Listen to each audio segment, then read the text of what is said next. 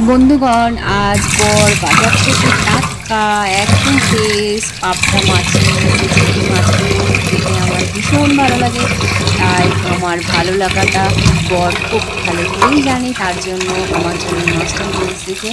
আর সব থেকে বড় কথা হচ্ছে, আমি মাংসর থেকে মাছটাই একটু ভালো খাই। আর রোজ রোজ মাছ হোক আর কিছুই আমার লাগে না, তাই মাছটা খেতে আমি খুবই ভালোবাসি। মাছটা ভালো করে ধুয়ে নিচ্ছি। A few moments later. এরপর মাছটাকে ধুয়ে নিয়েছি, নুন, হলুদ, কাঁচা সর্ষের তেল ভালো করে ম্যারিনেট করে রেখে দিয়েছি। সর্ষের তেলটা মাখিয়েছি কারণ যাতে ভাজার সময় লেগে না যায়।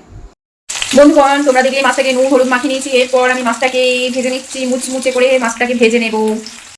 মাছটাকে আমি ভেজে নিচ্ছি কড়া কড়া করে, কারণ এই মাছটাকে একটু ভালো করে সাবধানে ভেজে নিতে হবে। পাবদা মাছ, এটাকে আমি সাবধানে উল্টেও নিচ্ছি।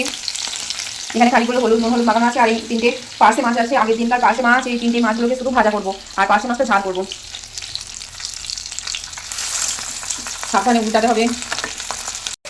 বন্ধুগণ, মাছটা লাল লাল করে ভাজা হয়ে গেছে। এবার মাছটাকে আমি তুলে নেবো।